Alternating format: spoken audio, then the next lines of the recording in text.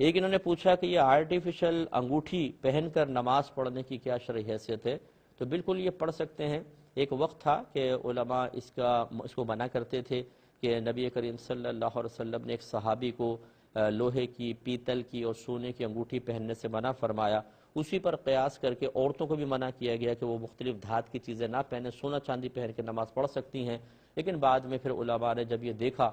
کہ بہت زیادہ عورتوں میں یہ چیز عام ہو گئی ہے، اور براہ راست تو عورتوں کو نہ اللہ نے منع کیا نہ رسول نے منع کیا، بلکہ علماء نے ایک احتیاط کے تقاضے کے تحت عورتوں کو منع کیا تھا، اور اب یہ چیز بہت زیادہ چونکہ عام ہو گئی ہے، اب علماء کو یہ لگا کہ ہم اپنی رائے سے عورتوں کو گناہ کار قرار دیں، یہ مناسب نہیں ہے، تو انہوں نے اپنی رائے کو واپس لیا اور اس کی مطلقاً اجازت دے دی گئی ہے۔ لہٰذا کسی بھی قسم کی آرٹیفیشل جیولری پہن کر بہنیں پہن بھی سکتی ہیں، اور اس کو پہن کے اگر نماز پڑھیں گی تو نماز پہ کوئی فرق نہیں پڑے گا، بالکل شرعاً جائز ہے۔